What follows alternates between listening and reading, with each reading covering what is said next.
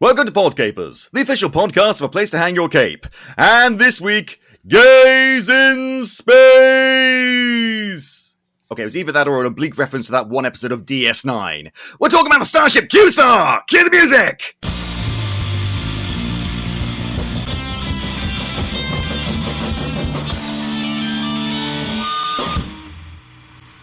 Hello there, Capers, and as I said, welcome to Podcapers, the official podcast of a place to hang your cape. My name's Scott James Merridew, and this is the show where we talk about various geek and nerd-related topics, and I'm joined each week by a very special different guest. We got two very special different guests here on this show. We've got Lauren Anderson and Meegan May! How you doing, guys? Great, thanks for having us. So glad to have you guys here, and we're going to be talking about Starship Q-Star. I'm excited. This is an awful lot of fun, guys. Ah, thanks. I'm glad you're enjoying it. Yeah, I'm super excited to be here. As well you should be. We have a lot of fun on this show. We're going to certainly try at the very least. You Don't let my enthusiasm intimidate you, please, for the love of God. But we can't go any further. We can talk about Starship Q-Star all we like, but first, we got to talk about you guys. Who are you? What do you do? What's your place in the grand cosmos? Such deep questions. Oh, yeah. My name's Lauren. I'm the co-creator of Starship Q-Star, and I'm a writer and a director and producer and work across reality TV, scripted TV, and now audio. And Meegan... I think you find reality TV is also scripted TV. No! I'm sorry. No, maintain the illusion. It's all natural. It's all real life. It's like wrestling, completely real. Yeah. In fairness, I don't watch like Australian reality TV, so maybe it is real. Maybe we're the ones that are faking. Who knows? It is pretty real. Like I have to say, it's like we create the arena and then we let people loose within it to go mad. Well, fantastic! Wow, that sounds much like wrestling, only more real. Pretty much. Hi, and I'm Meegan. I'm also the other co-creator and writer of Starship Q-Star. And I used to be in the military and then had a bit of a pivot to study screenwriting. And now I work in TV development and am trying to become a TV writer. And yeah, that's me. That's right. I mean, with the whole military thing, that happens more often than you think. Because I grew up in an RAF family, and not a ton of creative people I grew up around, but you do hear of people pivoting, as you say, and becoming authors or different kinds of writers or actors, something like that. I mean, for God's sake, Adam Driver used to be a Marine. Oh, wow. Think about that. Yeah. Wow. That's crazy. I was surprised. Yeah. Oh, He's so God, soulful. a fucking hunk of wall used to be a Marine. Can you imagine? I think it's the thing where when you're a creative type and you maybe grow up in a family that isn't creative, you think, well, I can't make a career of this. I have to do something sensible. So, of course, I signed up to serve in my country and go to war. But then, that only is exciting for so long and you want to become a writer after. But it does give you valuable life experience, broadens your horizons, things, and you meet and interact with lots of interesting people. I mean, we'll talk about Starship Q, like I said, but did that inform any of your writing for the show? Did it inform anything going into it? Oh, absolutely. I mean, we don't want to go into it too deeply just yet, but in the show there is a sort of militaristic organization, and one of our characters is kind of stuck in her ways in terms of a little bit, I can't think of the word. Protocol.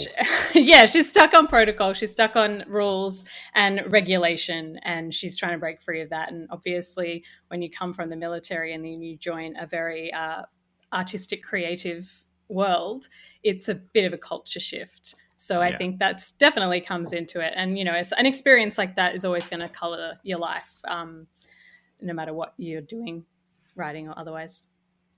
Absolutely. But there's those colorizations that can make for a more interesting world. Absolutely. Yeah. Absolutely.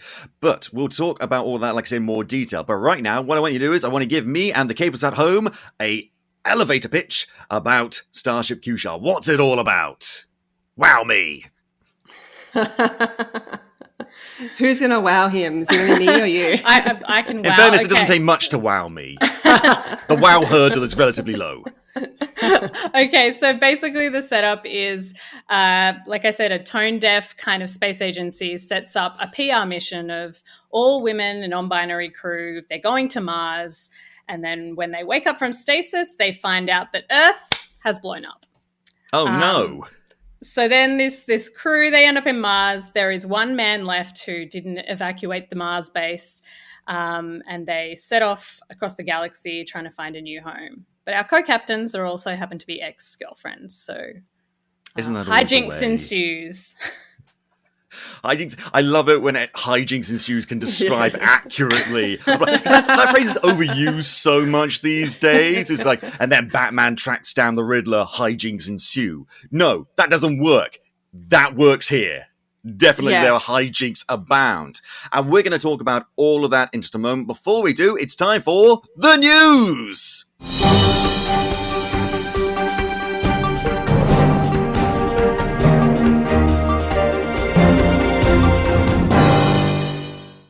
I appreciate the little dance, Megan.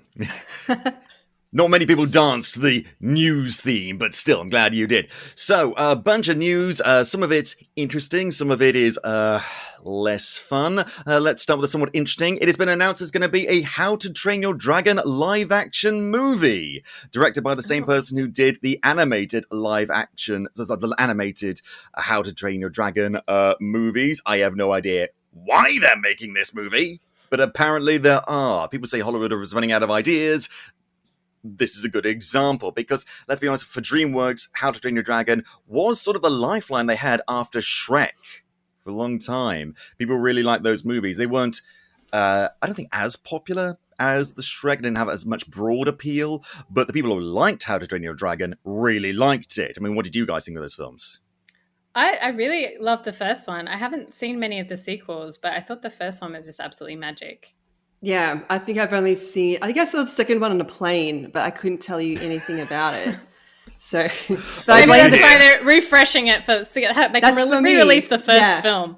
No, but I know that, like, I blame the plane, not the dragons, for that. Okay. But I know that like particularly Tumblr, people go mad for How to Train Your Dragon. So I'm not that surprised they've done this because the fan base, like you say, like the fan base they do have are so like hardcore about it. They will definitely show up to the cinema. There was, speaking of the Tumblr thing, this has just reminded me of that. There was this hardcore pairing, not like a ship per se, but it was a pairing of Hiccup from How to Train Your Dragon, I think Merida from Brave, Jack Frost from the Rise of the Guardians movie that no one but me remembers, and I think also Rapunzel, maybe, from the Tangled movie. And apparently, like, they were, like, all four of them going on adventures in the minds of all the people on Tumblr, which sounds rather nice, frankly. Yeah. I mean, that should be the movie. I would go see that movie. That's a hell of a crossover. Disney would never allow it. But imagine the roller coaster they could make out of it. Like, that's really what Disney wants in the end, is how can this movie be an incredible roller coaster? I think you'll find that's not what Disney wants. What Disney wants is for you to go and see the new live-action Little Mermaid, which is our next news bit. There's been a new trailer, more like a TV spot, really, for the upcoming Little Mermaid live-action trailer. Now, if you're like me and hate the Little Mermaid with a burning passion, this was never going to be much... No, we're not getting into that. I have made ample justification for my loathing of that film and many other Disney films on this show. Go into the archives, you'll find it. We called it the Dirty Disney Dozen. We talked at length. Well, I talked at length. People were forced to listen. But needless to say, here's the thing with these live-action Disney movies. They're so cruel to me because I don't necessarily want to like those movies, but I'd much rather like them than hate something. It's more fun to like something than hate something. Unless you really, really hate it, in which case that's a little bit fun. But I keep on thinking, like, okay, so they're going to do these live-action movies and they're going to fix stuff. I thought with the Beauty and the Beast movie, they're going to get rid of all the Stockholm Syndrome. They did not. With the Aladdin movie, they're going to get rid of the whole weird manipulation and lies and gaslighting that he did. They did not. If anything, they doubled down on that. it, and so I'm past the point where I'm thinking like they're gonna get rid of the whole like, oh, they know each other for 3 days and then immediately get married as his child bride sort of scenario. That's not gonna happen. They're gonna find some way to fuck that up again. In fairness though, I have no real basis for that because they show as little as fucking possible in these trailers. Yeah. Which sets my alarm bells ringing, frankly. I think that speaks a lot of they have no confidence in this product and they're just shitting it out to remember to get the nostalgia babies hooked. Because this isn't for kids today, it's for our generation, right? Totally. Yeah, I mean, I was just going to say, I feel like they're probably not showing as much because there's some animators working around the clock to get that CGI happening. I was going to say, like, CGI artist, work! Yes, it's master, like Bubbles. sorry, master. If you're into Bubbles, I think you would really like these trailers. That seems to be all that they have. It's like dark, moody Bubbles. Yes. I've got to say though, as a redhead, Ariel was like the princess, the only princess us gingers had. So it still has as a place in my heart. Although it is kind of weird that he only sort of likes her back once she loses her voice and can't talk to him. I don't know what that's about. It's so problematic. It's so we don't have time. I could do a thesis on the Little Mermaid, but we don't have time. We've got more important things to talk about, like the release of a brand new video game, Hogwarts Legacy. Everyone has lost their fucking minds. You're both cringing right now, and I can't say I blame you. No one's happy about this. This is supposed to be a game about a kid going to wizard school, and no one's happy, and frankly, I can see why. Some people are not happy for very justifiable reasons. They're doing a boycott of this game because they don't want to have any association with anything related to the horrible transphobe turf known as She Who Must Not Be Named. Don't say her name anymore.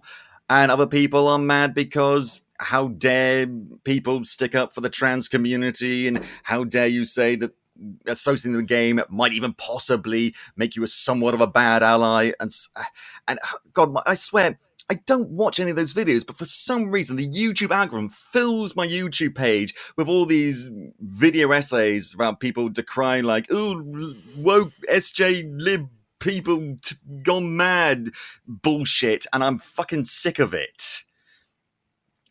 Yeah. It's hard to avoid at this point.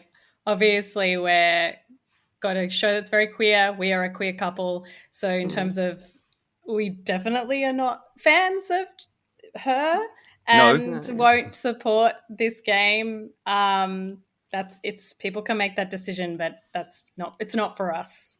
I mean, that's a perfect. I completely respect that, because if you say other people want to engage with it, fine, but it's not for us. That's a perfectly unjustifiable take, and that's what most people, I hope, would have that take. It's just so annoying because I live in Edinburgh. I'm surrounded by Harry Potter shit 24/7, and I'm a tour guide as well, so I have to talk about various Harry Potter stuff. I don't mention She Must Not Be Named's name, because I just want to avoid that. And it gives me a great sense of pleasure whenever we go past Edinburgh Castle, because graffitied on the side of the rock of Castle Rock, upon which stands Edinburgh Castle, is trans rights, which is fantastic. And right after that is but we can see a view of the back of the George Heriot School, which is one of the inspiration for Hogwarts. It's an interesting dichotomy to have that.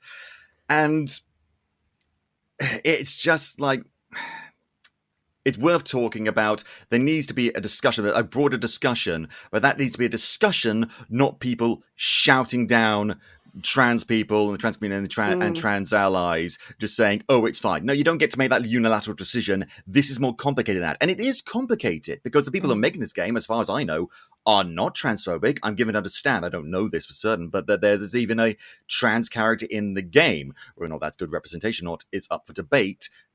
Keyword phrase there is up for debate. There needs to be a topic about this, which TERFs are not invited to. No, they I think lose the like right to speak. ultimately, like this person has used a very, very large platform to platform so much hate. So for me, it's quite hard to separate where they got their platform from and continue to get money from, which they funnel directly into hateful projects. Yeah.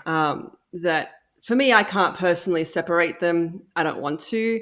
And that's just you shouldn't have to. position. If you don't want to, you shouldn't have to. No, and the thing I find quite tiresome is a lot of people, like you were kind of saying before, people like shouting down others. Like people get really very aggressive, and the people they're getting aggressive against are people who we had protests here about the gender recognition bills going through the Scottish Parliament. Just turfs outside the Parliament all the time. It's just Well, that's exactly it. Like this has real world implication for trans people. Whereas if you're just playing a video game, then you're going to enjoy a video game, and that's going to be the end of the day. If you're a cis straight person, you're not really going to see the impact in your life. It's not going to change your life. It's not going to hurt you. So it's, I guess, hard for some people to really see how buying a video game could hurt somebody. But the reality is that it's funneled into a debate, like you say, and gives it a lot of air and gives it a lot of legitimacy in a way, which then goes into law, which then changes people's lives for the worse. So to me, it's not that complicated, but if you want to make yourself feel better to play a video game, that's fine. Like if you want to play it, just play it and own it. Don't play it and come online and try and justify it or try and tax people for it. Just do it and move on. Like, don't try and tell us that it's not going to hurt anybody, because the reality is quite obviously that it does. Yeah, because we say debate, certain aspects of this are not up for debate. No. We know who this person is. We know what they've done. We know how they've done it, as you absolutely say. And if anything, I'm glad some people are talking about this. I just wish more people were talking about it and not, as you say, just screaming, because it leads to, as you say, real world implications. I know this is not a fun thing to talk about, but it's worth talking about. Yeah. But on that note, let's talk about something equally fun as all the turfs in the world. Ads! Let's hear some right now.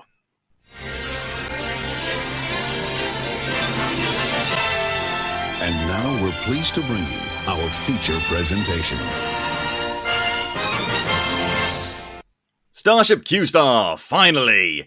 So, we've got the elevator pitch. We know the brief overview. Question is, how did this show come about? Now, I think I know how this show came about. Ooh. But I want you to tell me, just in case I'm wrong, which, let's be honest, does happen once in a while.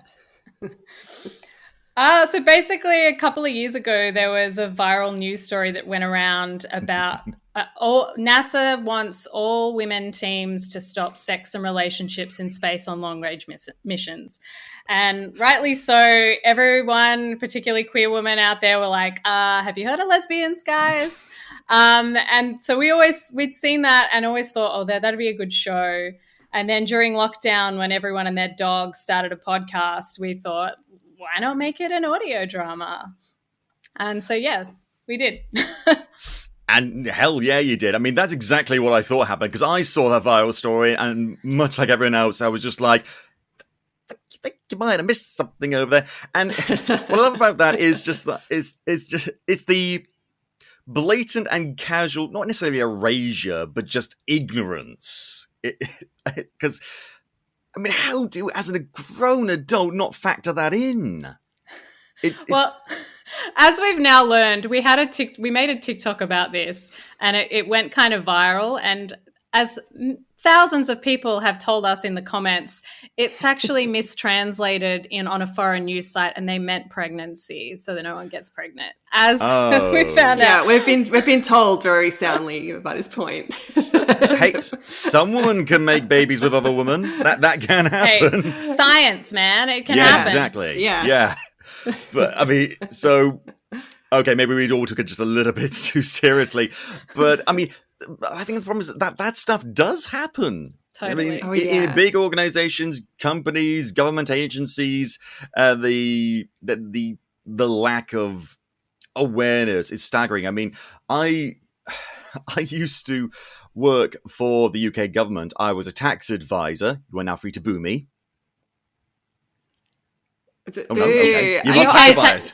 UK taxes, doesn't I don't know anything about it. No, I'm like, you want a tax tea or something? No, I need to do my tax soon, so I'm like, hey, that's great. a tariff, and that's what caused America to split off. But no, but basically, because when you're doing forms and things like that, the lack of I mean, all the forms when it comes to like, name, title, and stuff. In terms of like gender options, it was always just male and female. No other, no non-binary options, things like that, which always irked me and rubbed me up the way. One of the many reasons why I left that job. I could contribute more to society as a podcaster and a tour guide. I'm helping. It's frustrating. I mean, it's frustrating for me being a demisexual man and not seeing enough like ace awareness and asexual representation, things like that. And so I can only imagine how it must be for other people on the LGBTQI plus community. It's a little bit infuriating, but you've taken it in a positive direction. You made fun with it. Yeah. I mean, like, I was just going to say, like, part of the reason, yes, it was lockdown. We're in Melbourne, one of the longest lockdowns in the world. And yes, we were absolutely bored. And so that's partially why we made an audio drama. But on the other hand as well, we're in Australia and we are pitching to make TV. And our market is very small. So trying to get a show which we would like our perfect show made here is next to impossible or very, very difficult. Whereas making something in the audio drama space, we can make whatever we want, however we want it, and have the representation or, the characters that we want to have, and have them interacting with each other in the way they do. Like, that would be really hard for us to do on screen at the moment in our careers, whereas so much fun to be able just to go crazy and do whatever we want in the audio drama space. Yeah, maybe and I think that's why. So go on. I was just going to say, having worked in the military, there were often things like, women in the military lunch, or I'd go to the Governor General's house because I was one of the few women in my unit. Let's bring the woman out. It's like, let's wheel her out, guys. So it's like, it's kind of making fun of that. Sometimes it feels a little bit disingenuous.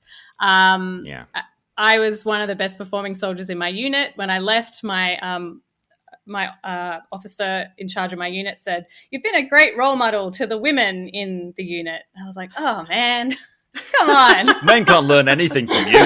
No. But the women, because they need all the help they can get, let's be honest. So it's just like poking fun at the people that are not as good as that. There are plenty of men and people that are good at really championing people, particularly in fields like STEM and other organizations. But we just wanted to poke a little bit of fun at the people that maybe aren't as good at that, or maybe are a little bit clueless when it comes to representation and that sort of thing. So why not have fun with it? I completely get it, because I mean, my mum was in the RAF, as was my dad. That's how they met. She had to leave the RAF when she had me. That was like still the case back then in the early 90s. Wow. And my grandmother was in the Wrens, the Women's Navy, back when there was a Women's Navy. And so I've heard stories. Let me put it this way: maybe not quite as bad as that, but it's frustrating, but I love the way you lampoon it, because like it's exaggerated, but it's like, oh, there's a little kernel of truth there. There's a little nugget of reality right in there, isn't there? Yeah, I mean, we did a lot of research, and so the things we did find, we just sort of took it and dialed it to like 11, and just like, how far can we push that?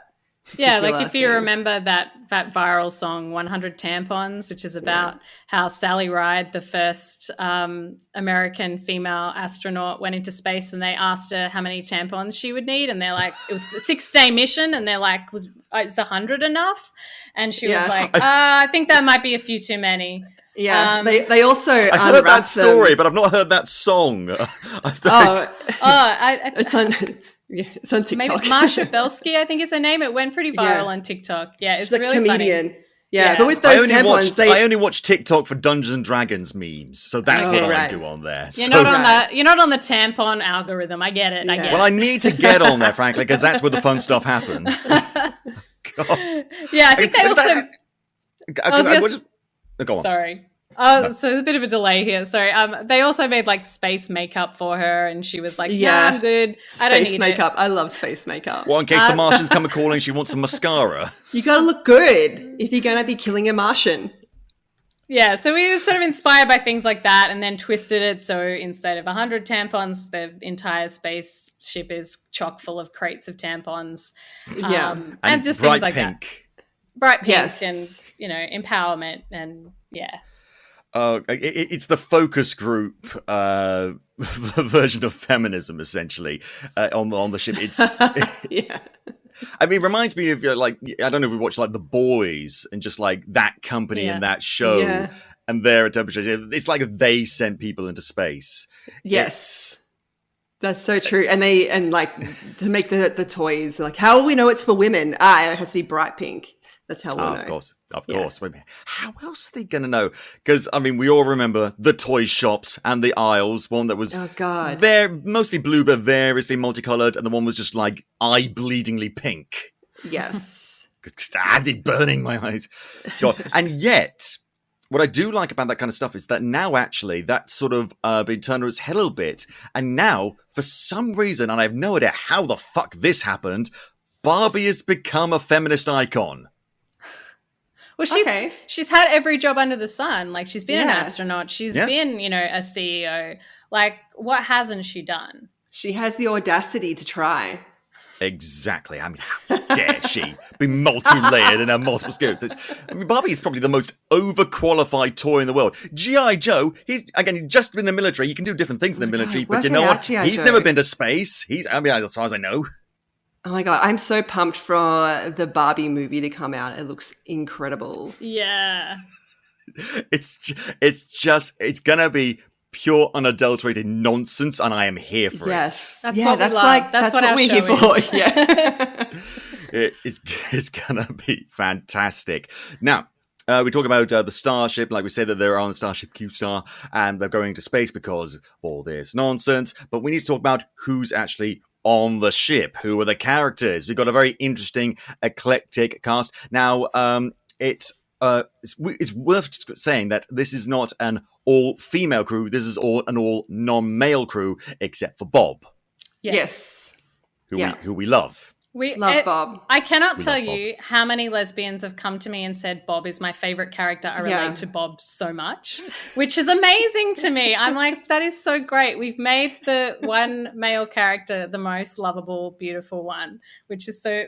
I'm just so thrilled. Bob likes plants, and I like Bob. But yeah, we'll come to Bob in a little bit. So let's talk about the two co-captains of the show, Aurelia and Sim, and they are played by. They're played by Ali Lumsden and Andrea Mendez. Mm-hmm. Yes, yep, that's right. So who are these people?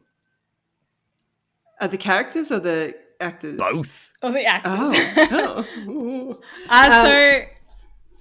We've sort of got what we call a Sunshine Grumpy kind of pairing. So there's the Ron Swanson Nope dynamic. Yeah, kind of. There's super bubbly scientist Aurelia, who's played by Annie Lumsden, who's an actress and comedian here in Melbourne. And then the more rules-driven, bureaucratic, kind of slightly surly Sim, played by Andrea Mendez, who is mostly an actor here, and they have this amazing voice that is just so perfect for the character. Everyone in this show has an amazing voice, frankly. Everyone sounds fantastic.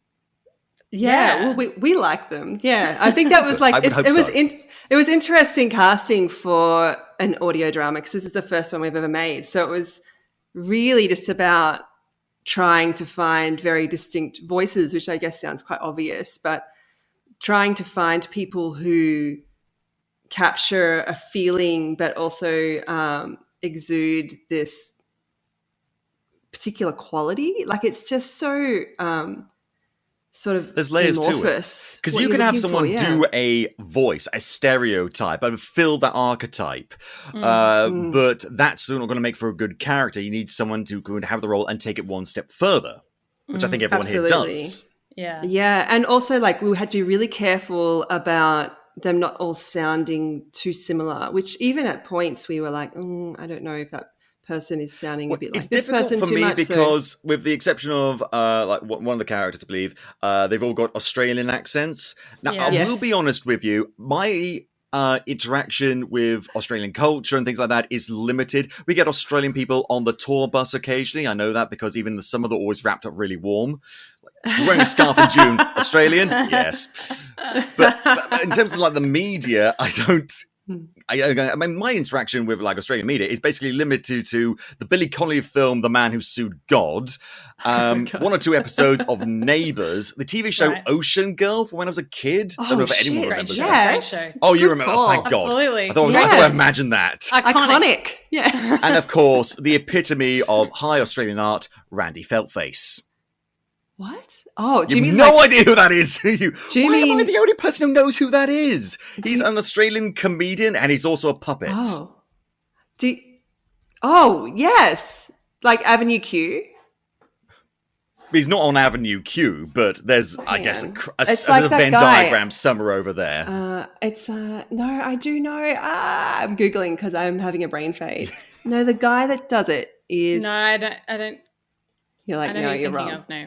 The guy who does this is actually really super talented, but... You know, never, sorry. No, yeah, it's the guy. No, it is the guy. Sorry, this is now a couple's conversation. Sorry. Do you know who that is? I don't know who that is. You have to describe it to me. Yes, the guy that does What guy? The guy in the thing. What thing? Exactly. This is literally 90% of our conversations because I have the memory of a goldfish. He does the spoofs of Play School, Meegan May. Obviously, I've not heard of that. They're very funny. He like does, do you know Play School at all? It's like a children's show where they sing like about like how you wash your face or whatever. And he'll like... I already know how to wash my face. I don't need that show. It's Sammy J. Sammy J does spoofs of like a children's show, but it'll be about refugee crisis. He works with Sammy J. He's not Sammy J. He works with him. Yeah. Oh, excuse me. Sorry. But he's worked with him. He does a lot of his own like stand-up stuff over here in Australia and in the US and places like that. If you ever watch the special he did called Randy Writes a Book, that's very funny. He summarizes the life of Ernest Hemingway in 3 minutes. It's fantastic. That sounds awesome. Check that out. But point is, even the Australian stuff I do know, apparently a lot of Australians aren't familiar with. So distinguishing some of the voices was a tad tricky for me. Really, I should have paid more attention to the Neighbours. In fact, one last tangent, I promise. Neighbours is how I discovered that gay people existed. Well, funny you should say You're that welcome. because Annie Lumsden played a guest role on an episode of Neighbours and she played a lesbian character. So it may have been Annie that introduced you to gay people. Who knows? Possibly. I mean, this was the early 2000s. I can't remember exactly when. That feels a bit early. I think I remember the name Sky, possibly. I don't know. All I remember is walking into the living room. My mum was watching Neighbours, and I saw these two characters chatting on the TV on a couch, and then suddenly the two female characters, and suddenly they were kissing, and I was just like, oh. Oh no! I suppose they could kiss because women have lips too. I was Sky very and young and very sheltered. Yeah. I was very sheltered. I wasn't like a tiny little kid at this point. I wasn't a teenager. I was slightly older than that. And I was my mum 32 years old. Oh God! So no, I'm kidding. Hey, late bloomers are a thing. It happens. No, I'm joking. I know exactly what you're thinking about because that moment was massive for me too. So that was Sky Mangle and Lana. And Lana was the character that replaced Annie because Annie, I don't remember. I'm pretty sure this is what she told me. I might be lying to you. I think that's this storyline. I think is too early for Annie. Well, anyway, Sky and Lana was massive for me too because I was already like with Sky, like there's something about this person that maybe I like, and then she's kissing girls. I'm like, there's something about this person that maybe I like. Oh God. Great. And the weird thing about it was, though, afterwards, my mum saw that what was happening on screen, looked at me, I looked at her, and in true British fashion, we just went our separate ways and didn't say anything. No contact, no discussions. She never didn't sat me down and say, hey, Scott, so just so you know, sometimes women love women, sometimes men love men. That's a thing that's perfectly fine and normal. No, just left it at that. My mum isn't homophobic. It's just we didn't talk about it. Probably could have talked about it. And that's how I learned that lesbians exist. Yay. But So yeah, we've got these two main characters getting back on track for the love of Christ, Aurelia and Sim, and they used to be in a relationship, nasty breakup, and now suddenly they're back together on a cramped spaceship. Oh no, this is much worse. Yes, and now they can't go back to Earth. They have nowhere else to go, and they are stuck working together for the foreseeable forever. Now, you described this show on the Ancillary Materials as like the L Word meets Star Trek. For me personally, this is more like L Word meets Red Dwarf. Yeah. Going back into the cult classic. Because Earth's gone, they're all trapped on the space station, searching for something while wacky shenanigans are going on. And there's a computer with a slightly dry voice. I love Red Dwarf, but I think we thought a lot of Americans wouldn't know what that meant. But they tried to do an American version of Red Dwarf and it failed God, miserably. of course. Oh God. Because they made Lister too handsome. It's like the same thing they did with the IT crowd. They tried to do an American Kath and Kim too, which I'm like, what? Oh, I've heard of that. I've not seen that show, but I've heard of that. I've heard the phrase Kath and Kim before. Yeah. It's great. Yeah, it's really good. I'm limited with my Australian knowledge. I'm sorry. That's okay. Look, you're listening to this, so that's right. We're broadening your Aussie horizons. We're a gateway drug into Australian content. But Kath and Kim is amazing. It's just like ab fab levels of hilariousness. It's so funny. Yeah, but the Australian version, not the American version. They butchered it. It lasted half a season, always I do. think. Yeah. They're like, what's the thing that makes this special? Let's change it and make everyone hot for a really confusing reason. The best example I can think of that over here in the UK actually was, Broadchurch. They did an American version called Graceland.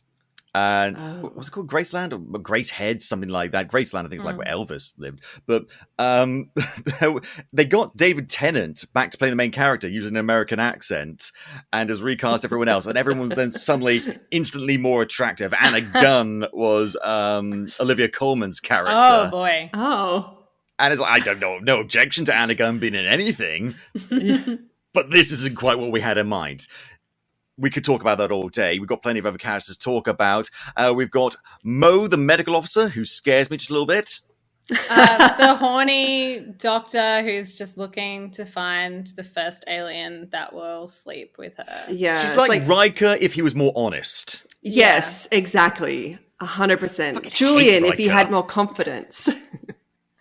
That even that I'm fine with that because I like Julian. Be honest with you, can't stand Riker. Riker was a fucking no. Because here's the thing. His whole thing with Troy is just like, hey Deanna, I know we used to be together as kids. Yes, I remember that time fondly. Ever think we might get back together? No, sorry, we've grown apart.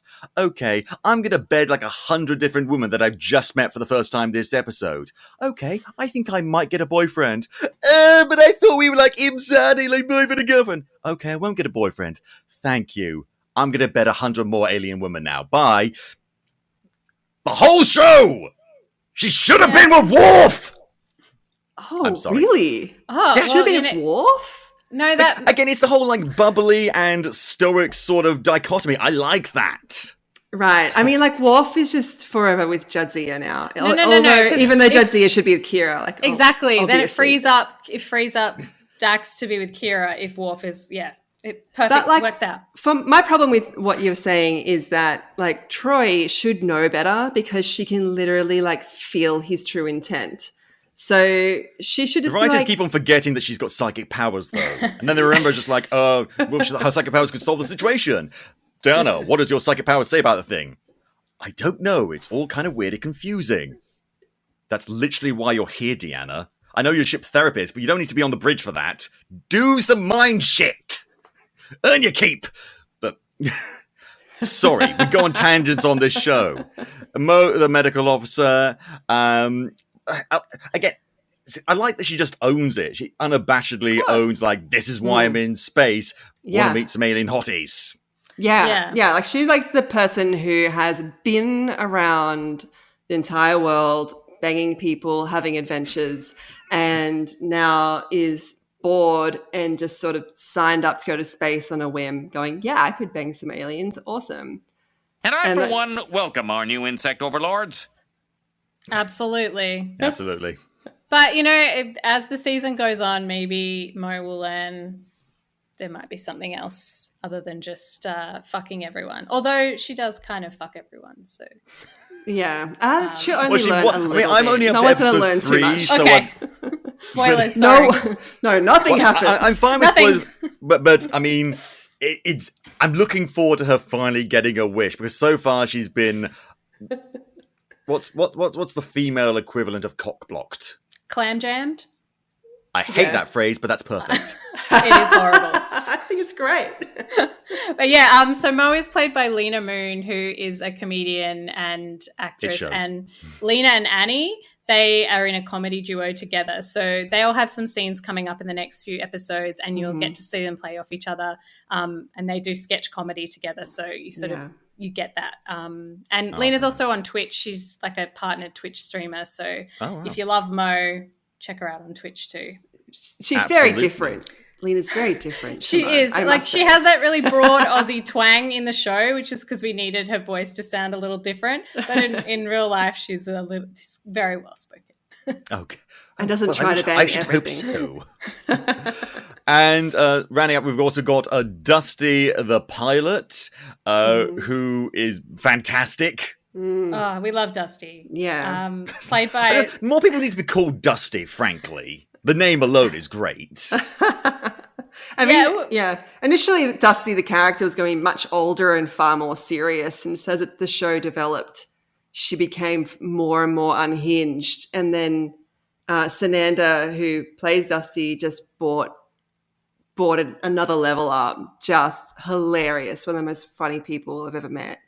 They're so funny. So Sananda is also a comedian. Yeah, and a writer and very, very talented person. But yeah, so with Sananda, we would do takes of the script and then be like, do you want to try anything? You Robin Williams her. You just let it go.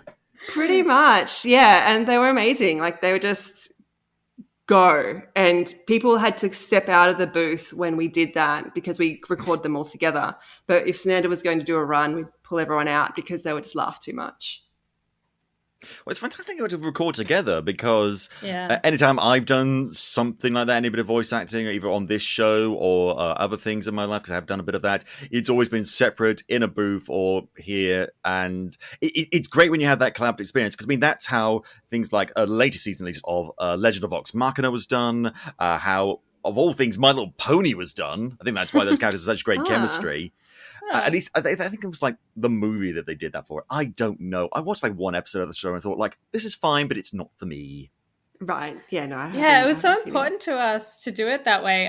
Our sound designer sort of said, oh, this is an idea. If we had like these two microphones, which is called a mid-side, I don't know the technical stuff, but we could just record the space as if it was the room that they were in. So as they move in and out, you get that pitch and echo.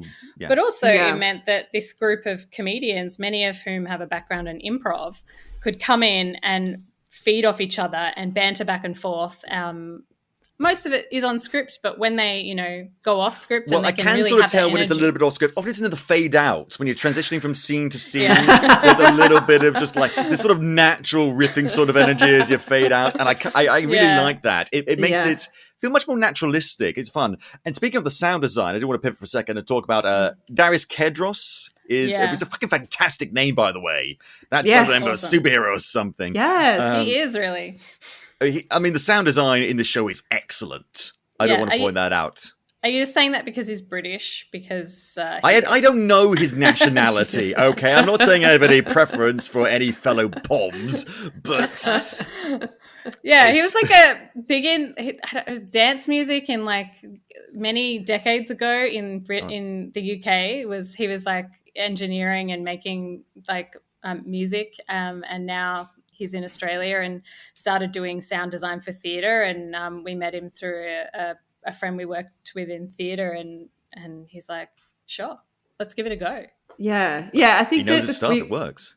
And he's great. He's really good. And he, when we first met with him, he just had so many ideas about things we could try. And because we hadn't done it before, it was sort of like a blessing in a way. Like, we made loads of mistakes. There's a huge learning curve, of course. But on the other hand, we were like, we kind of think we want to do it like this.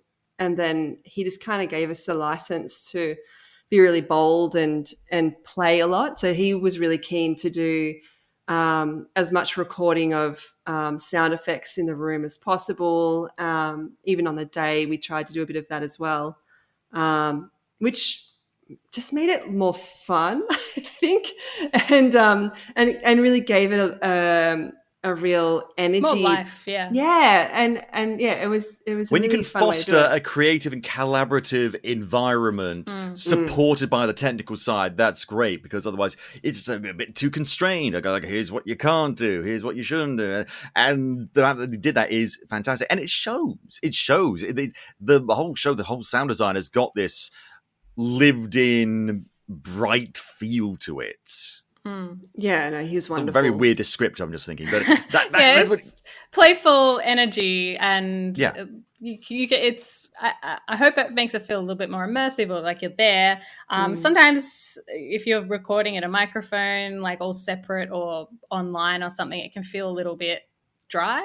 But having them all in the room, bouncing off each other, moving in and out, it just really helped it, particularly for comedy. For other things, maybe it wouldn't be so good, but we sacrificed a little bit of maybe audio quality to make it sound more alive. To have that energy between everybody, because we did the table read of all the scripts with most of the cast, the final cast, before, like way before we recorded, and that was what really sold us to record everybody in the room, because even just reading the scripts cold, there was an energy that was present that we really wanted to try and capture. And I think that would have been a lot harder to do if everyone was recording in an isolated way.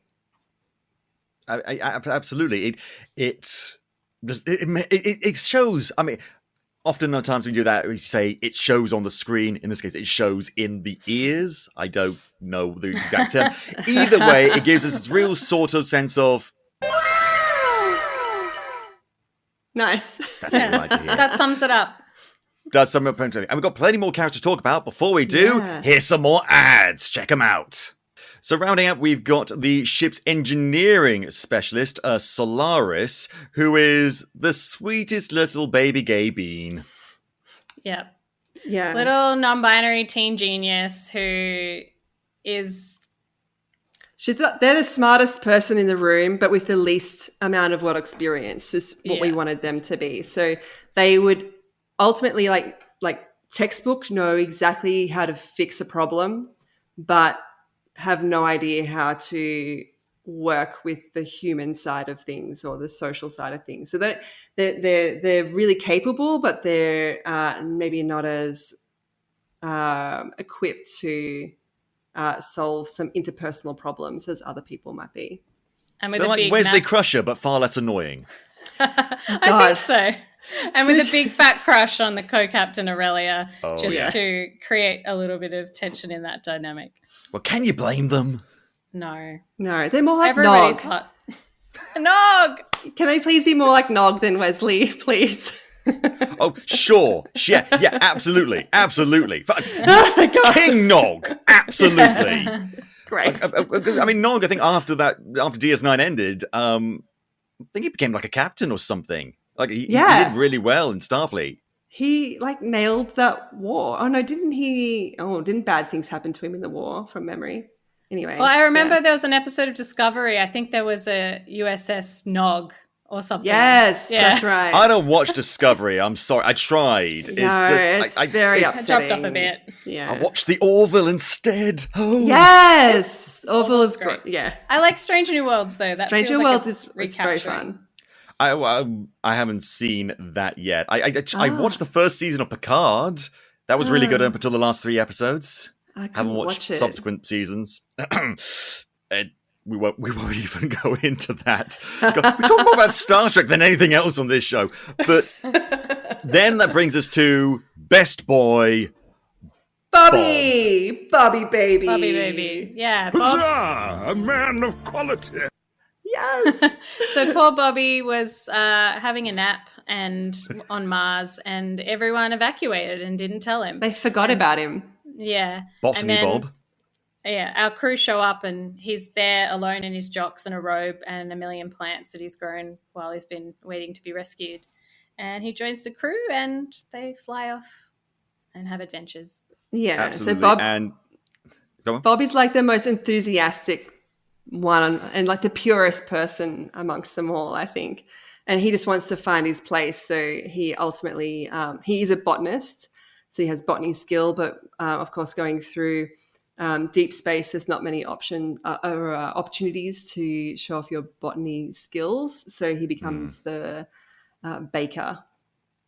Yeah, he becomes the baker. A twist I didn't see coming, frankly, but it's fantastic. His interaction with Dusty in that scene, it's very cute. It's like a less aggressive version of Choke on a slice of shut up cake, you unfathomable swamp crab.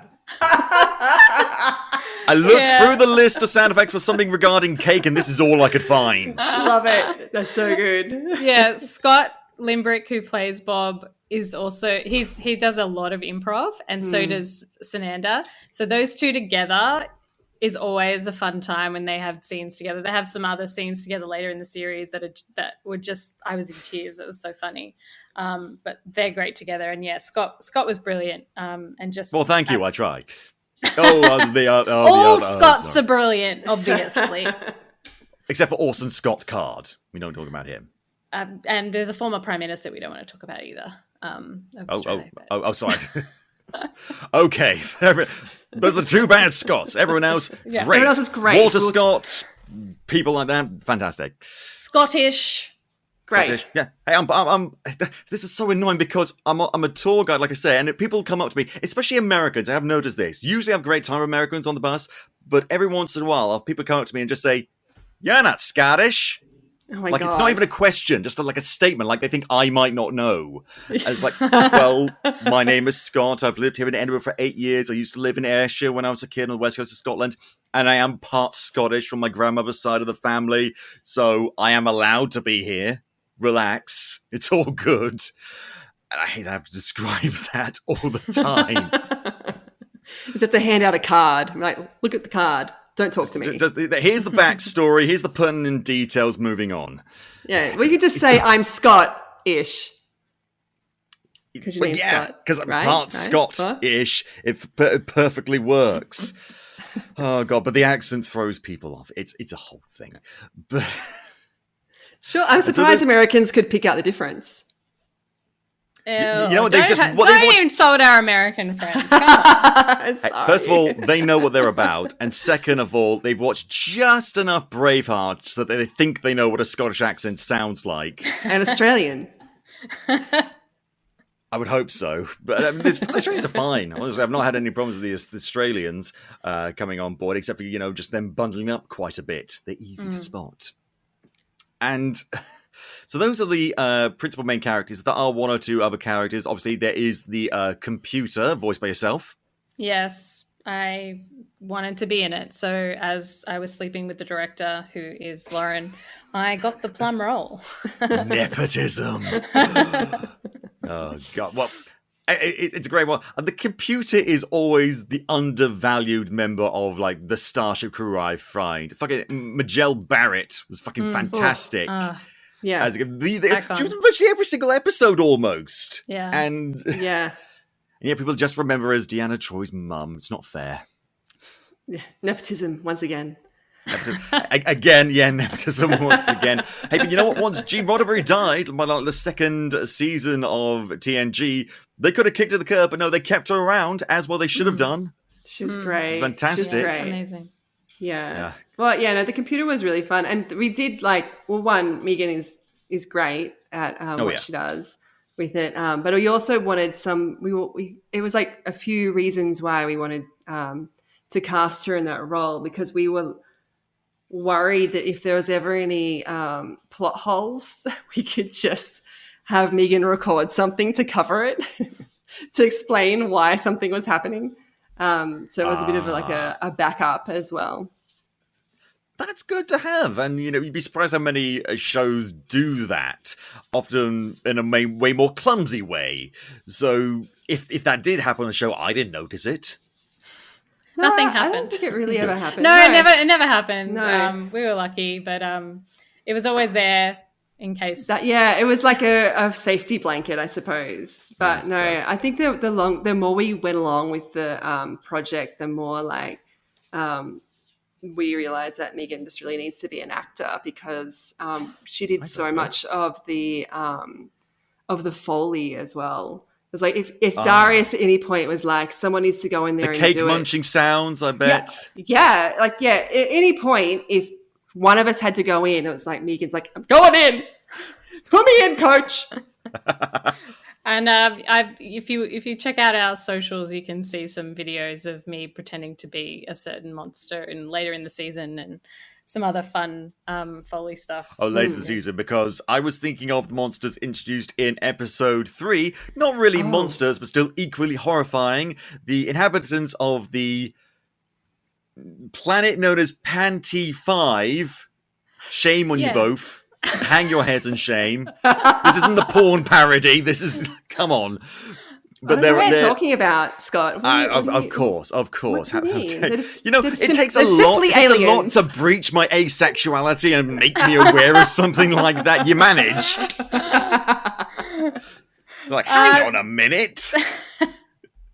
Yeah, so basically they meet the alien race of this planet, the Dodels, and they're kind of absolute dickheads. And they are also kind of look like dickheads or giant dicks, which Evolution, is a bit confronting.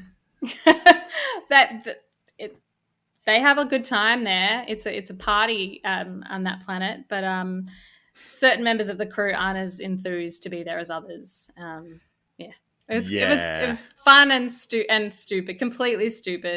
Well, if you're going to be stupid, be the fun kind of stupid, and that was a very fun episode. But it actually did it was a little bit thought provoking for me, because they find these aliens that look like literal dickheads more than a little bit off-putting. It made me wonder, what if aliens visited us and they found us just like completely repulsive? Like, they didn't hate us, they didn't try and conquer us. They thought, oh my god, it's only got 2 arms.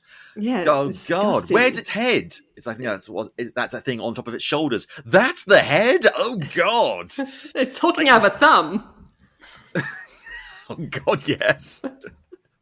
It brought up some ideas in my mind, I will say. I don't know if that was something that you intended going in.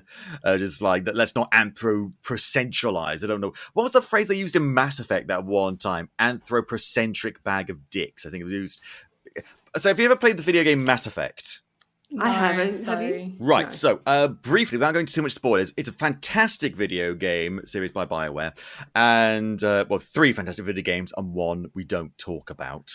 Right. But there's going to be a 4th one coming up. But basically, there's a species in Mass Effect called the Asari, and they are monogendered. They all identify as female, and they're all biologically female as well, like blue-skinned. And it's interesting because they're supposed to be like they're like a play on like the sexy race, in that a lot of the other species find them very sexually appealing, and they don't really like that, because they're like diplomats and artists and philosophers, and they're also even quite good at like commando stuff, not open warfare, but commando stuff. And they're also like, there's this thing like space magic in Mass Effect we called biotics, where people can like manipulate mass fields and gravity fields and things like that. And every single member of the Asari race can do that to very high degrees. Like, it's basic, like kindergarten level of training for them, and other races struggle with it quite a bit.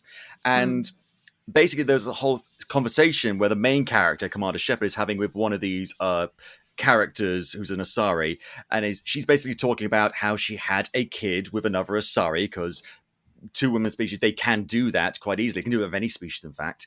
And she just like said, I'm her mother, and her other mother ran away. No, sorry, I mistake. Sorry, scratch that. She says, I'm her father, even though she's female. Her mother ran away with the kid before she was born, blah, blah, blah, blah, blah. And they're just like, oh, wait, and Camacho's like, wait, don't you mean the mother because you're both female? It's like, no, I didn't pop her out, so I'm the father. It's like, oh, sorry, on Earth you'd be called as the mother, both of you. She's like, well, I'm not from Earth, am I? Anthropocentric bunch of dicks. Little things like that kind of fascinate me. Sorry, tangent. Well checking out. Okay. Yeah.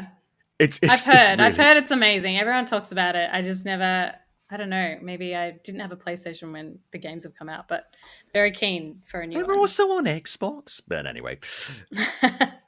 And PC, I should mention. In fact, the legendary, collected, upscaled version is now out. So if there's no better time to try Mass Effect, I'm pretty sure it'll be on sale by now. All right. It's fantastic. Let me put it this way: you get the option to romance a bunch of different characters of different genders, and it's pretty nice. But anyway. Sounds good to me. I've played every time I've played games. What was the one we played, Lauren? I'm asking you. Assassin's Creed. Assassin's Creed Odyssey. I was basically fucking everybody possible. I was Googling how many people I can and going and do those missions. She was so Cassandra left a trail of devastation in her wake. She did. Yeah. I made the stupid mistake of playing Alexios for the first playthrough. I was like, no. I made the wrong decision. I made the wrong decision, but I'm going to have to stick with it. See, we played at the same time, but took turns. And I played as Alexios and she played as Cassandra. And for me, Alexios was just like the biggest himbo. Not even like Thor himbo, where you kind of enjoy it. Just like...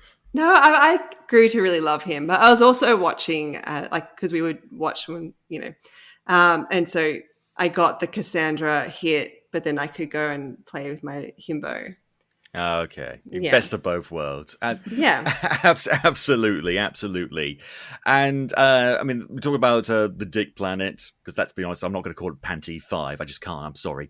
And that's the third episode. Many things going on with that. The first one is, obviously, they're going to space. They're trying to get to learn with the ship and how ridiculously it's programmed, because all the controls have been super simplified so that women minds can handle it, lest you get in a bit of a tizzy and have about a female hysteria.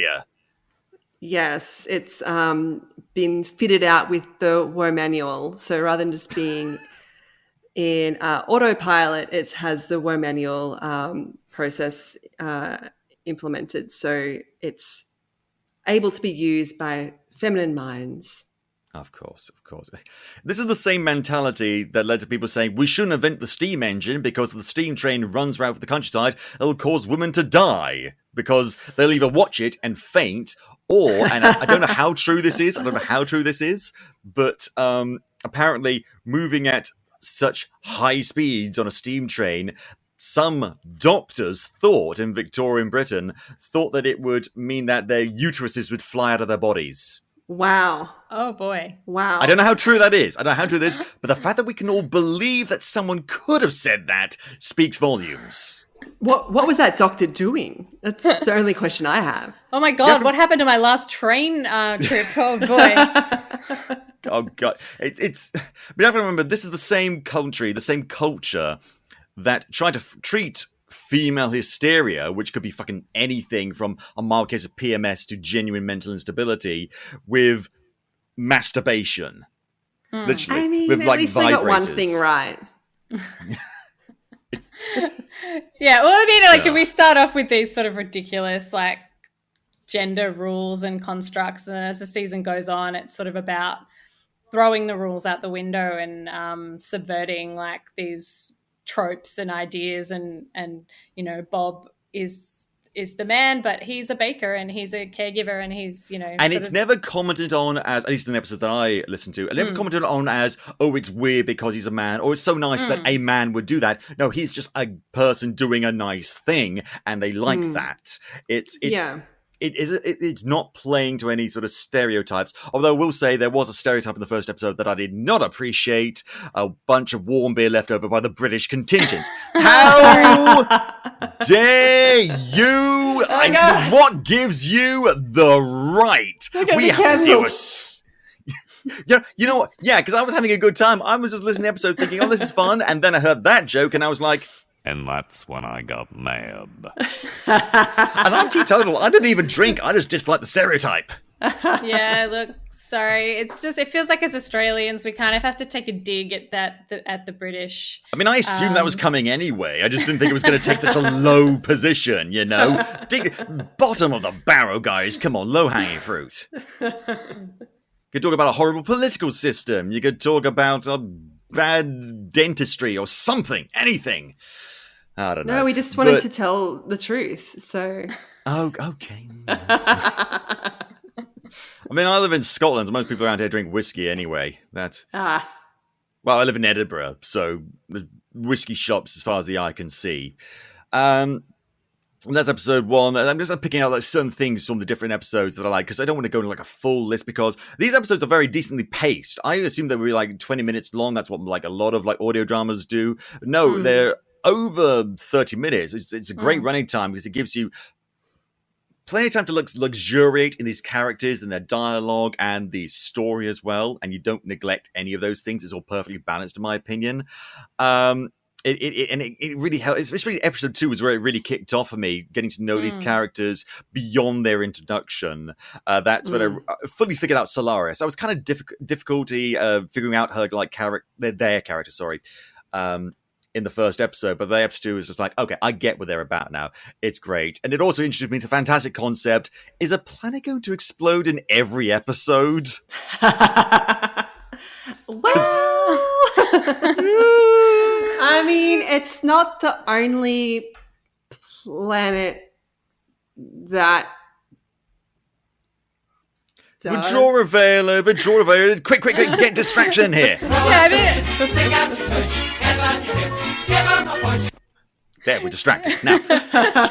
yeah, I mean, look, the audio dramas are tough in that you have to sort of introduce people to the world and the characters without some of the shorthand you might use in TV. So once you sort of on board in that first episode, it really kicks off and we can sort of have fun and explore. And I think like the episode length, like we did actually plan to write 20 minutes, but as we have screenwriter trained, where our minds are kind of like half-hour comedy, and then it just sort of came out in that same sort of style. Yeah. And maybe we're just really bad at editing them down. No, but we just didn't want to lose.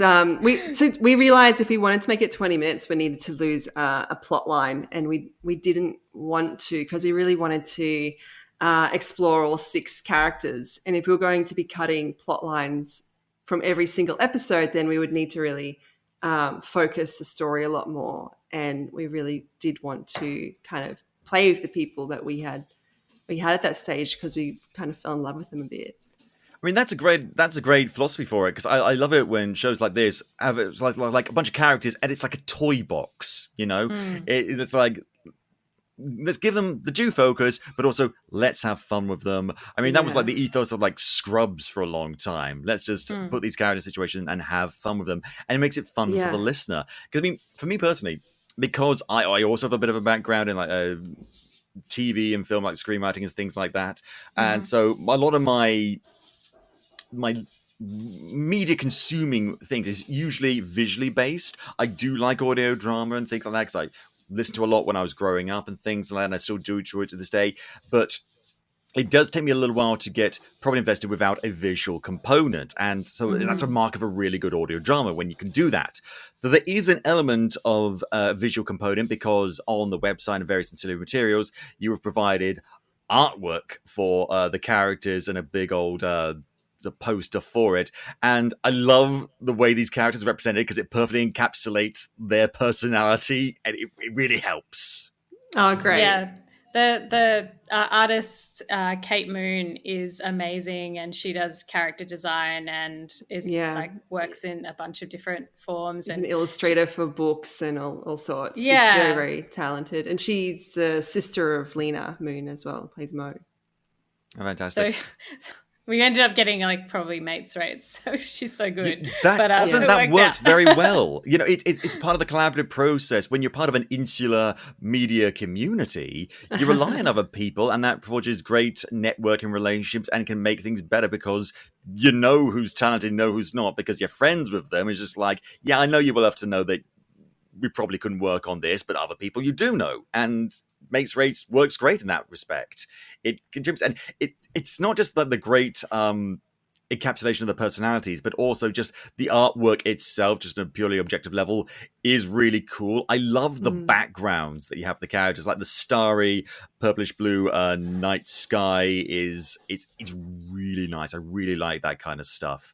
It's it encapsulates, the tone of the show, the tone of the characters, exactly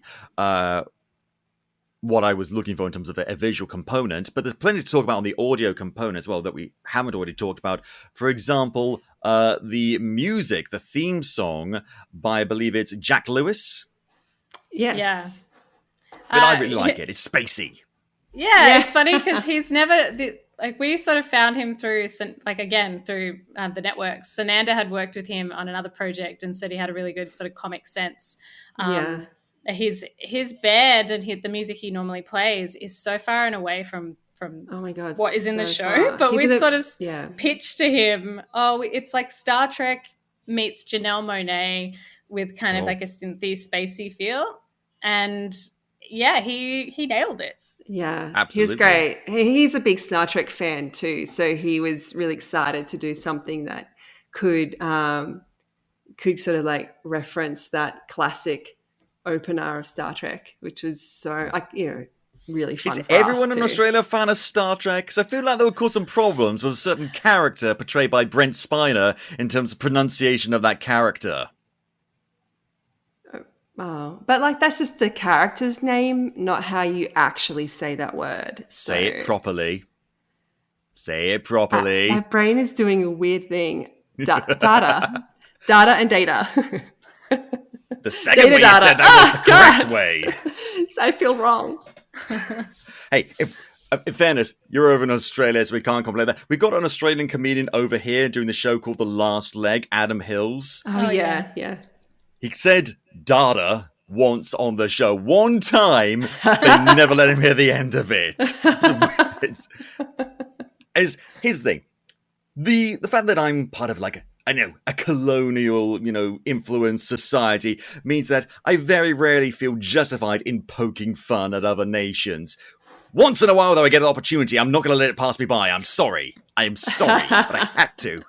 Look, hey, we got you with the warm beer joke. You can come at us for that. You can say, now we're square. Yeah, you can say data incorrectly.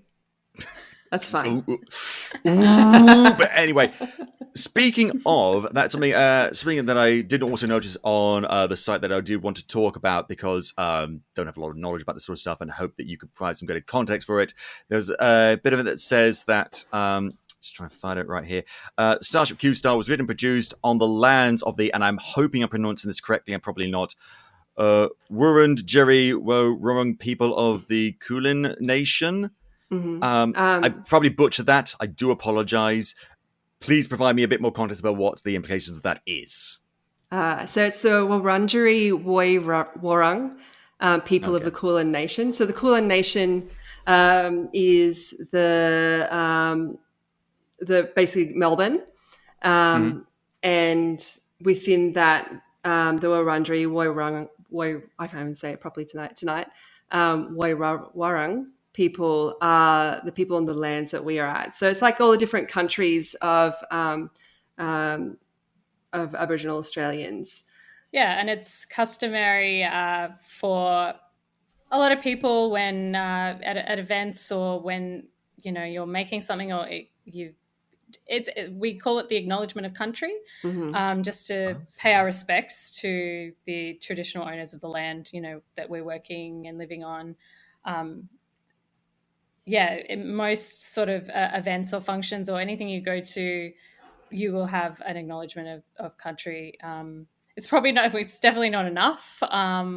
But it's more than what a lot of people do. I mean, you never hear about something like this happening in America or Canada or other places like that, at least very, very rarely. And obviously that doesn't happen over here at all in the UK.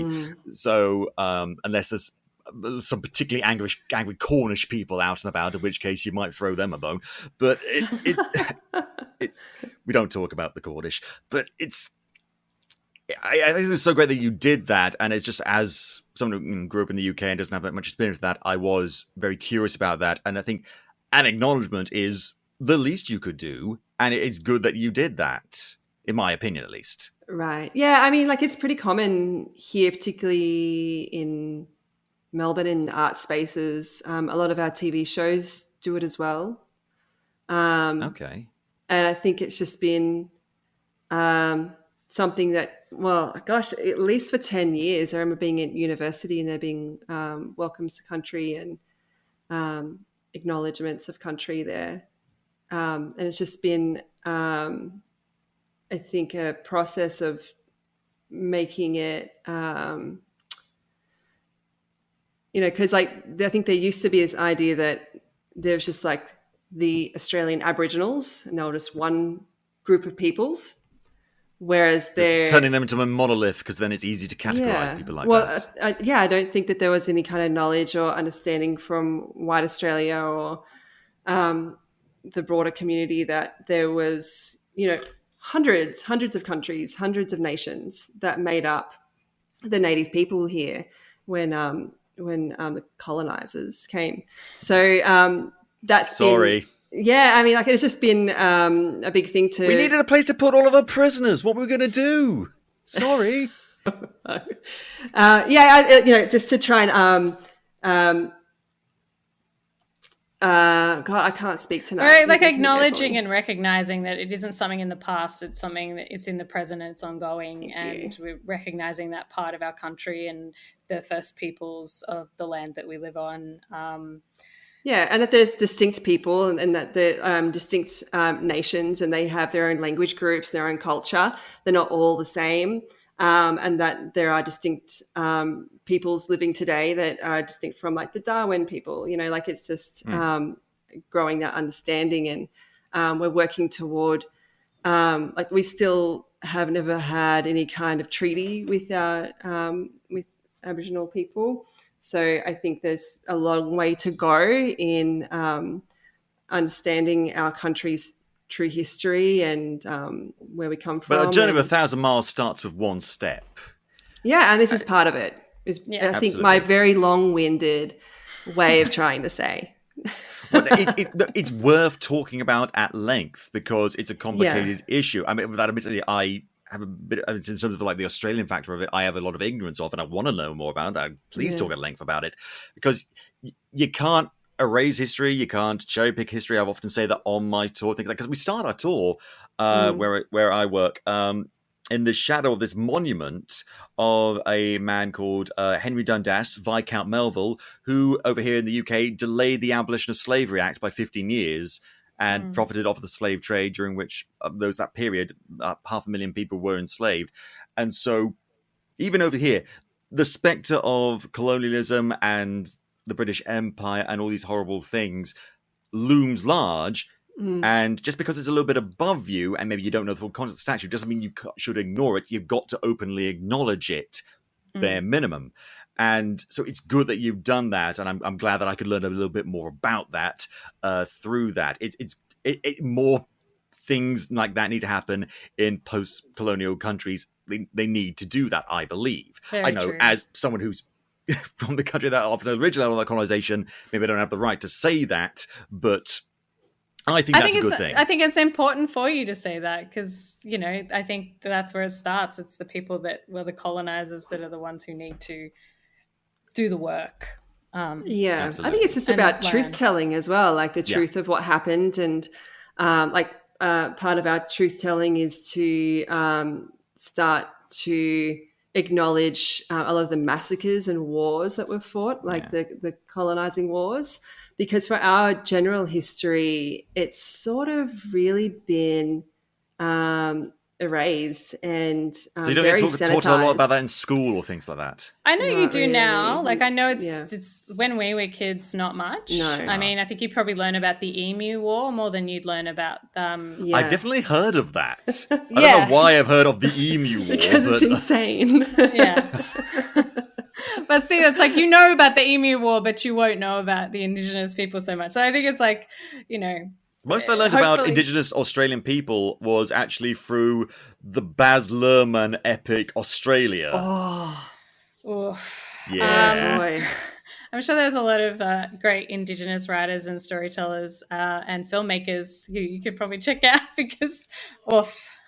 Yeah. Baz. Come on. Baz, I love you, Baz, but no, go make The Great Gatsby. Go to your Go make version of another The Great musical, please. Yeah. Oh dear.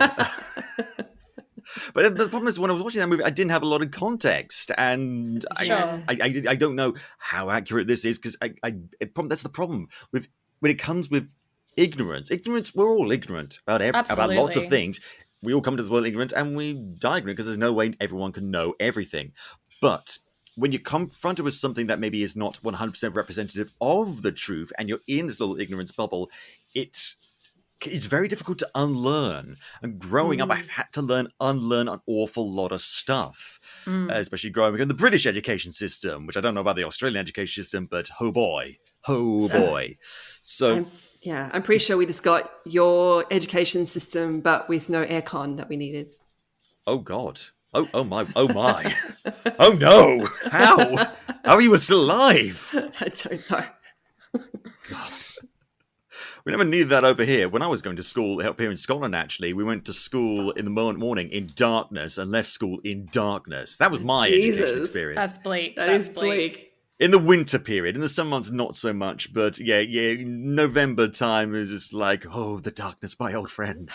But it's good that we're talking about the discussion about that, and acknowledgement is always important, and it's right there. It's impossible. It's right there in the about section. It's not hidden away or anything like that. It's put there in bold in a different conversation, different time font, just so you draws attention to it. It's not like a sneaky little, oh, by the way, and moving on sort of thing. It's something to worth taking notice of and be aware of. I think that's fantastic. And it also speaks a lot about the show itself in general, because what I love about the show is that everyone in the show is so open. I mean, the character of Sim, a little bit closed off because they focus on the rules a lot, but that's their true, authentic self. They're a rule follower, which is why in episode 3, when they try and not follow the rules, that's when that becomes a little bit scary to me, frankly. But it shows how that wasn't really going to work long term. What I like about the show is that even with the character Solaris, who's like early in their development, for whatever phrase you want to use, no one's in the closet. No one's hiding who they truly are.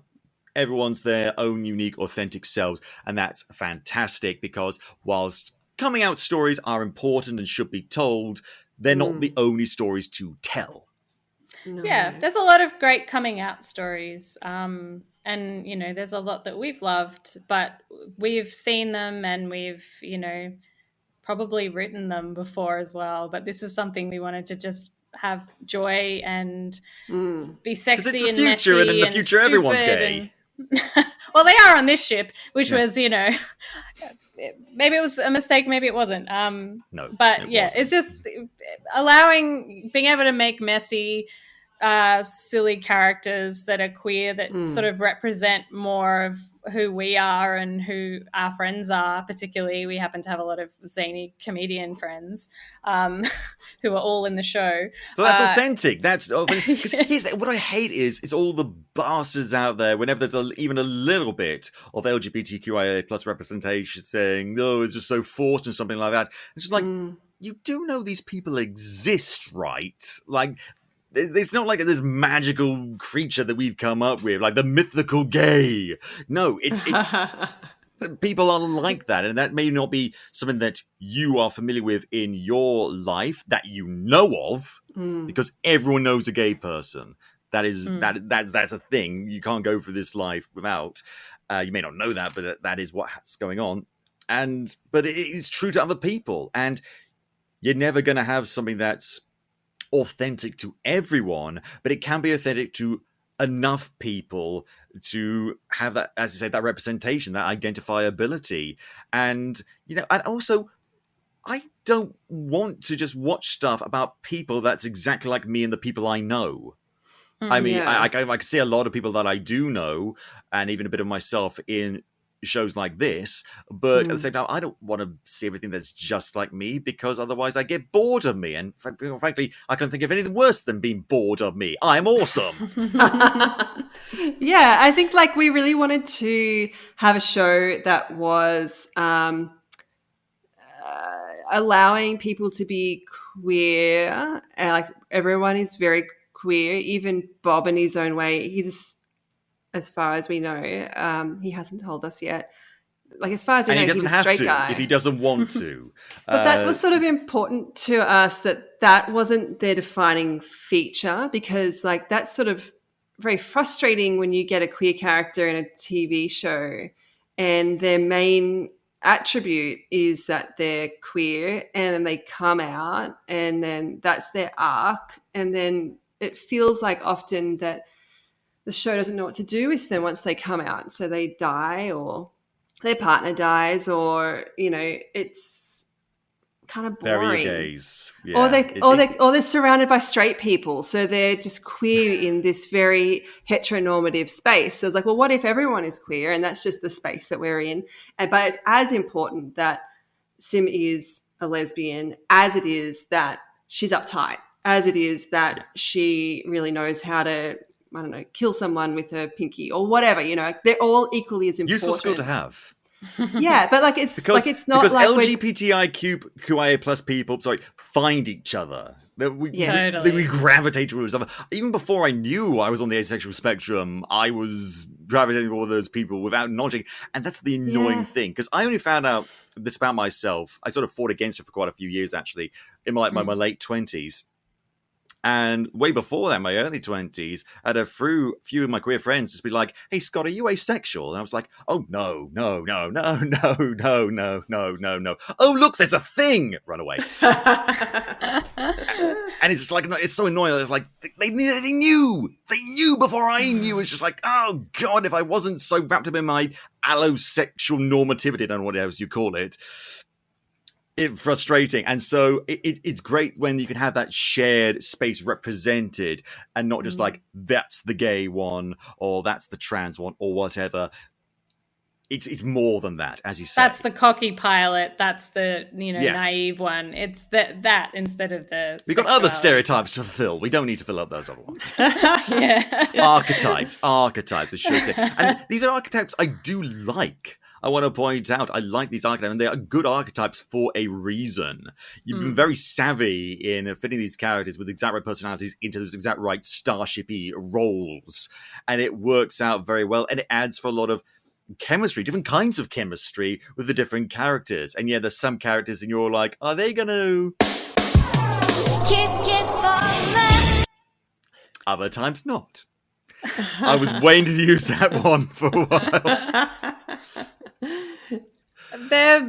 Once you move forward from episode 3, there may be some, so warning, there may be some sexy times coming ahead, which were very ridiculous to film in an audio space. Yeah. It was very funny and ridiculous. Yeah. Especially I'm familiar with that sort of experience because one time when I was doing a student film with one of those friends that I mentioned, and I was voicing this character and it was just like doing the different lines in different ways. And then one time they basically asked me to say, "Hey, Scott, can you do the voice like you're aroused?" And I was just like, what? I don't know how to do that. What the hell are you asking me? Eventually, I just basically did my Tim Curry impression. You love my toxic love. Have a lovely day. That's perfect. I love it. Lord Nelson's trousers. I can't. Oh, gosh. This is getting hot in here. Sorry. I love Tim Curry. I can't help it. He's amazing. Sunshine is my destroyer. I have never been attracted to a man ever. The closest I've ever come to, though, is Tim Curry in the film Legend, when he's like the devil creature. It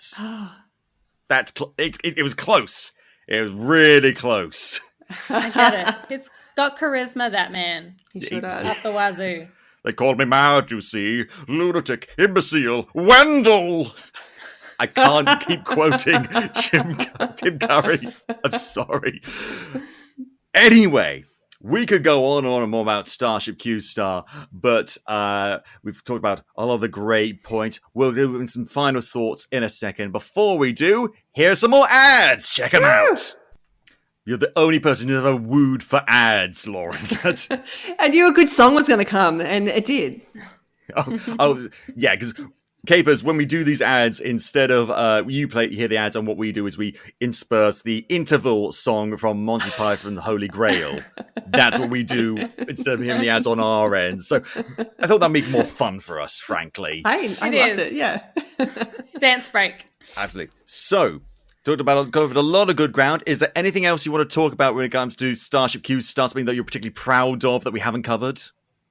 We've been really happy with how it's been received. Like, we are independent. We didn't have like a media team. We just did a bunch of sort of social media stuff, and we got #1 on comedy fiction on the Apple podcast charts in like over 55 countries, which was insane. And people are really loving it. Even, in the UK, we went to #1 in comedy fiction. We appreciate good comedy over here, and frankly, we need it right now. Well, we were influenced by a lot of British comedy, so I hope that's I hope that comes through. But yeah, so we've been pretty impressed, and hopefully also getting a lot of good feedback from. We had someone message us on Instagram telling us how much it sort of the show meant to them. They were a young queer non-binary person living in a household that was not quite as accepting of them, and they're like, it was really a bright spot to sort of listen to something so fun and silly. Yeah. So that's sort of like, that, makes it all worth it. It's in the field. I mean, that's why representation is so important. People dismiss and cry saying, "Oh, go woke, go broke," all that stupid fucking nonsense. They don't realize how euphoric it can be to see someone that's even just a little bit like you on the screen, in your ear, on the page, whatever. Why cisgendered, when I am attracted to someone heterosexual man, my cup runneth over with representation. But every time I see someone that's even a little bit asexual, it's just like, it makes you feel less alone. Yeah, it's good. There's plenty of shows for people that won't enjoy this, but there's plenty of people that will enjoy it, and this show is for them. Philistines, we call them. Losers. Oh dear. It is absolutely fantastic. Where can people listen to it, though? You mentioned Apple Podcasts. Yes, yeah, I mean, it's on all the main podcatchers, so Spotify, Apple, wherever you like to listen to podcasts. You can also head to our website, starshipqstar.com, and find out all the direct links to where to listen. We also have transcripts and captioned YouTube videos. I really appreciate the transcripts because that's fantastic as well. I really appreciate the transcripts because I really love the Douglas Adams Hitchhiker's Guide to the Galaxy radio play, and I've got like the book of the initial run of episodes, just like the transcripts of the actual script, and I enjoy reading that as much as I enjoy listening to it or reading the actual book or watching the TV show, and so it adds an extra dimension to it because it's very cleverly written. I should point that out. I like the way it's written, and that's represented in the transcripts and things like that that are also available. So it's accessible, and you've got options, and it's well together. I do recommend people go to the website, especially. We will provide a link in the show notes, so don't worry, Capers. You'll be able to go and check that out. Don't you worry. Anything else we missed out? Anything else you'd like to talk about? I can't think of anything else. We kind of covered all the recording and casts and there's one last thing I want to talk about, something that's very important, something I felt is important and doesn't get discussed nearly enough, but it's something that's very important that took place in episode 3. That was clearly stated both on the show and in the transcript that Sim did a Xena warrior cry. Yes! We actually had to explain that to Dre, who'd, I don't know, somehow missed it as a queer person. I think she's young. They're younger. She's maybe a bit young. Maybe a little bit young. I mean, I never watched Xena when I was growing up. I mean, it was probably airing somewhere, but I came to it much later in life. But I knew about it. It's fucking Xena. How dare they? Well, we got to educate Dre on that, and Lauren got to demonstrate. Yeah, and so we had to have what's called subtext. This is what all we had in the 90s. Yes, Jesus. Hey, there was a lot of subtext though. They piled on the They knew what they were doing. I think the subtext become just the text eventually. I mean, that's what Lucy Lawless basically said. I mean, she said in interviews post Xena, just like, no, they were married, just like they were fully in love. That's the canon, and I've stated that because I'm Lucy Lawless, and you have to do what I say. I love her so much. Fantastic.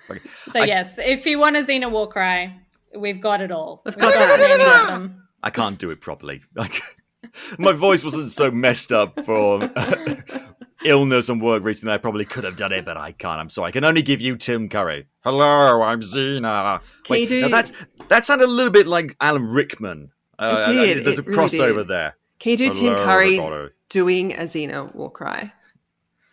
Oh, Tim Curry doing his. I can do Nigel Thorne. I don't know. I don't know. Okay, I'm literally writing a role for season 2. Tim Curry in space does Xena Warcry. Well, that's where he That's the went role. because there's a video game series where he plays that, like where they do like live action characters, and he plays like this Russian general. It's like, I am going to go where there can be no more capitalism. Space. So he went to space. Perfect. We know this about Tim Curry. He went to space. And on that Done. ridiculous note, I think it's about time we end the show. Thank you both, Lauren and Meegan, for joining me today. Thank you Thank so you. much for having us. Yeah. It was so fun. Very fun. Very Thank you good so much. time.